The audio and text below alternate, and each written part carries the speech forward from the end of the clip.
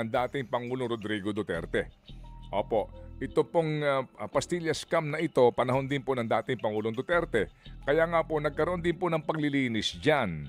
Pero yun nga po, despite na pinakain daw sila, di ba, nito pong pera, ayan po ang ang storya na pinatawag at pinakain daw po ng pera.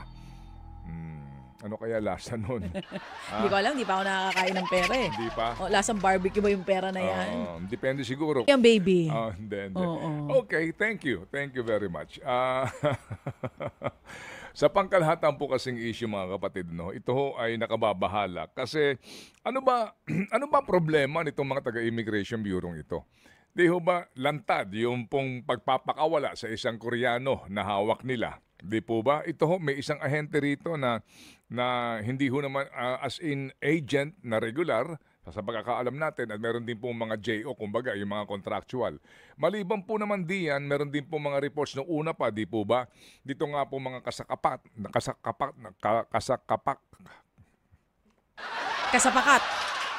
ng mga sindikatong ito sa human trafficking.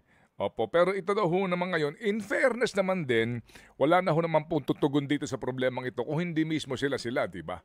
Mismo ho, ang kumaga, problemang pulis, ang solusyon pulis din. Dito po sa immigration, problema po ito na in fairness naman din nga po, minana na nitong bagong talaga na immigration chief. No ho? Yes, opo. Ito po mga kapatid ay problema pong minana na ng kasalukuyan pong opisyal ng Bureau of Immigration. Matagal na pong problema sa immigration ito pong issue ng human trafficking at ilang pahong kabulastugan dyan sa ating pong paliparan. At ngayon po, ang gusto lang natin malaman, gaano ba ho kalalim ang problemang ito? Gaano ba ho ito katalamak ngayon so far na kailangan na ba dito ng cleansing sa ahensyang ito? Hindi ho magtanda itong agency na ito eh. Parang customs lang. Problema pong minana nitong si Joel Viado na bago pong talaga na Immigration Bureau. Siya ang ipinalit dito kay Norman Tansinco if you recall. At hindi din po natin maitatanggi na itong Immigration Bureau magmula noon hanggang ngayon po lagi pong may problema kasi nga din kapag ho dito hindi matino yung pinuno nito, definitely po hindi titino sa ibaba. Hindi ko sinasabing hindi matino ang mga dating pinuno nito, kayo na pong bahala mag-isip nun. Pero ganun din po ito, mga kapatid. Kung babalikan natin, panahon pa po nitong yung dalawang immigration commissioner na ngayon po ay nandidiyan sa Bilibid. Di ho ba yung po nagkaalagayan dito po sa mga Chinese na nahuli, dyan po naman sa Fontana, sa Clark. May dalawang deputy commissioners ngayon dyan na nasa Bilibid. Ito po yung 50 million bribery case, di ba? Sa kaso po nito si Jack Lam, kung nyo maaalala. Panahon din po ito ng dating Pangulong Rodrigo Duterte. Opo, ito pong pastilla scam na ito, panahon din po ng dating Pangulong Duterte. Kaya nga po, nagkaroon din po ng paglilinis dyan. Pero yun nga po, despite na pinakain daw sila, di ba, nito pong pera, ayan po ang ang storya na pinatawag at pinakain daw po ng pera. Ano kaya lasa nun? Hindi ko alam, hindi pa ako nakakain ng pera eh. Hindi pa? O, lasang barbecue ba yung pera na yan? Depende siguro kung nakamarinate o ano. Depende siguro sa currency. Okay? Oo. Kahit na pa may mga ganong issue, bakit, gaano ba kalalim tong problemang ito? Parang customs nga lang, di po ba? Hindi maitatanggi. Gaano kalalim ang isyong ito? Gaano kalalim po dito ang kabulukan nito? Kasi po sa customs talagang malalim na po yan. Baka palagay ko po kahit na bako ang gamitin natin, hindi mahuhukay yan. Si Ma'am Dana Sandoval, no, baby girl, dahil po sa panahon ng halalan, opo, hindi mo na kinakailangan maging ekonomista na nagsasabi ho lagi na gumaganda ang takbo ng ekonomiya kasi po mas maraming pera, opo, sa ekonomiya.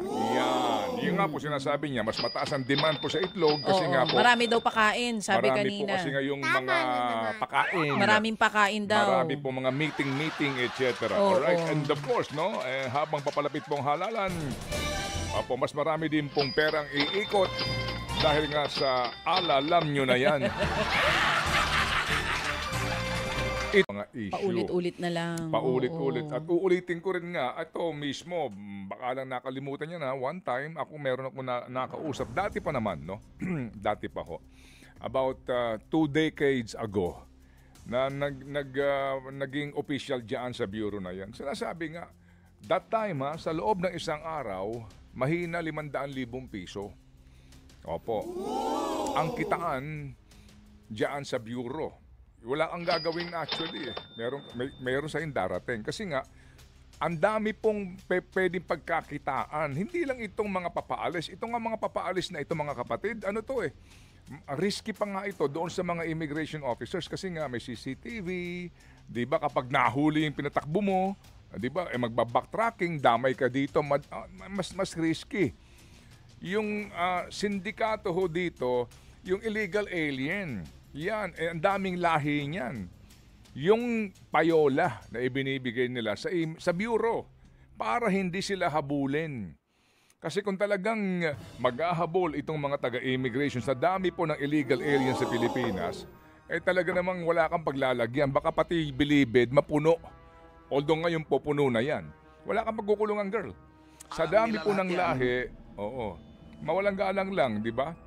Oo. Ang dami hong mga nandito ngayon ng mga dayuhan na mga nagtatago din, mga pugante sa mga bansa nilang pinanggalingan. Yung iba ho mismo, sila ang sindikato laban sa kanila hong kalahi. Opo, ang dami ho niyan. Ngayon, kapag ho yaan ay tutugisin ng bureau, marami hong mahuhuli. So, payola system. Yan po siguro din kung gaano kabigat ang problema ng bago po ngayong commissioner nito pong Immigration Bureau. Kaya pagbigyan din po naman natin, sana nga, no? Siya ho ay magkaroon ng dent, kumbaga kahit papaano, dito po sa operasyon ng sindikato sa loob ng bureau. Kasi hindi mangyayari yan kung walang sindikato. Yung bang nakatimbre ka na, di ba?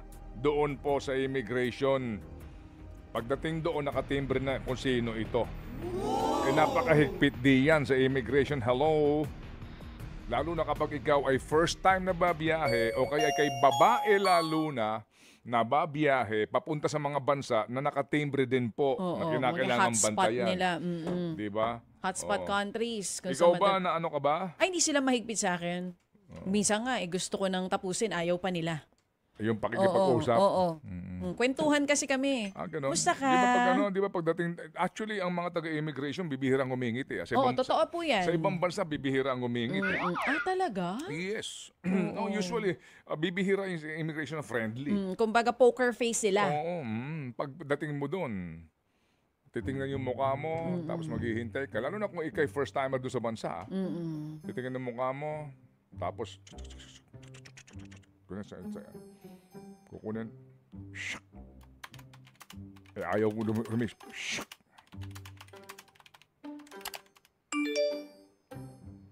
Walang usap Walang usap. Tama. Kasi hi, thank you. Diba? Oo. Yung iba, bibihira yung ngumingiti. Oo. Diba? O yung iba, hi. So, tignan yung reaction mo pag kinakabahan ka. Tignan ulit ang mukha mo. Pag medyo duda, meron dyan. Fingerprint, please. Sa labas, meron ha. Meron din to confirm yung passport mo. Tapos, magko-computer. Ayaw pa rin rumehistro. Please stay on the left. Tatakot ka na. Meron na lalabas. Susundo sa'yo. Ihiwalay ka. Yun. Ibig sabihin nun, may problema ka. May problema doon sa pagrehistro niya sa iyo. Okay? Ngayon, pag naandun ka na, kinakabahan ka na. Oo, syempre. Ano ba problema doon sa visa ko? Correct. Sandali lang. Legal naman lahat ito. Oo. Diba? Nandun. Okay. Maghihintay ka doon. Oo. Okay. Tutuloy ko yung kwento mamaya. Ay, biniti mo na naman kami. Oo. Ganon. Well, sa bagay, kung maayos naman po mga dokumento, wala kayong dapat ipangamba. Hindi sinasabi sa ni US Manggana lalo kanina. na. Sa US lalo na ha. Talaga. Meron din. Hindi rin silang humingiti doon? Meron din doon na mahigpit ha. Ay, oo, totoo po yun. Tsaka yan ang pinakamahigpit na visa for me na pagkukuha ka. Depende nga din. Doon sa Estados Unidos, minsan ako'y Nagawi ako doon eh. Nagawi ako sa New York. Ba? Nung meron pa akong US visa. Oo. Oo, kasi may event na obligado akong pumunta. May awarding. Layo ng biyahe. Okay? Oh, 16 hours. Oo, so pagod ka na, di ba? Andun ka na. Dating mo dun sa immigration mismo, sa airport. What's your purpose of visit? I have to attend an event tomorrow. When are you leaving? The day after tomorrow. Suplado! Suplado ang dating! Diba? Ginawa pong Quiapo ang US. Really? Yes. I'm a busy man, you know? Wow! May pag-ibisan! I'm a busy man. So what's the event? It's Emmy Award for television. Oh, wow. So, Can you please pinalis ka na hurry agad. up? I'm hurrying. No, you're deported. Yun lang. Dali lang po, we'll be right back. Nga natin, pagkain, ha? Pagkain. Yung itlog na binabaong ko, napansin ko lang, Inday, ha? Doon sa listahan mo ng iyong pinamimili, parang Ano ba? nagmamahal. Okay, sige. Pero maliban, ito lang, ha? Alam nyo, nung mga sinaunang panahon, kapag po sinasabi natin na manok at saka baboy, kumbaga sabi ko nga kahapon nung sa akin nakakausap na mga kaedad natin, di ba nung panahon natin nakakakain lang tayo ng masarap kapag araw ng linggo. Ganun po yan ha mga Tama, kapatid ha. totoo yan. Nakakakain ka lang ng masarap kapag araw ng linggo. Pinaghahandaan ng nanay yan. Okay ha? Yes, tanghali ng linggo. Doon ka na nakakakain ng masarap, no? Nakakain ng manok o kaya po ng baboy, yun, o baka, 'di ba? Kasi nga alam niyo na sa mga nagdarahop. Opo, kapag kumakain ka ng galunggong, yun talaga ho ang sinasabing pagkain daw po ng mga mahihirap. True. Okay? Nung unang panahon yun, Ngayon, ang galunggong ay mas mahal pa halos sa liempo. At mas mahal sa manok. Pansin po ninyo? Opo, meron pong mga palengke na umaabot na po ng 380 to 400 ang galunggong ha. Anyari, Lolo? Dati-rati nga po nung panahon ni Cory Aquino, di ba nasa nasa kanyang makasaysayan talumpati, ang presyo ng galunggong, nung panahon na iyon ha, nung daw pong nagkaroon na po ng mahabang panunungkulan ng senior, tumaas ang presyo ng galunggong. Yun po ang barometro dati. Pero ngayon, tingnan po ninyo, yung manok, 200 piso per kilo. Magkano ang galunggong? Tingnan mo dyan sa iyong bantay presyo. Halos nga po, pareho na po ng presyo ng baboy. aba, ay ang So ngayon po, pinakamahal. ang galunggong, 380 pesos. yan yung, yan yung average, no? Oo. Lumalabas, 380 Oo. pesos. 260 to 380 pesos per kilo. Per kilo. Per kilo po yan. So lumalabas nga ngayon, Ba? pangkain na ng mayaman yan. Ay, kapresyo halos ng beef brisket. Nakita mo? 320 pesos. Oo. Mas Diba? mura pa ang manok Yes. na 180 pesos per kilo. Ito ho ngayon ang sitwasyon. Ang tawag dyan ay climate change. Okay, sige. Dali Kala lang ko po, tawag dyan bagong Pilipinas eh.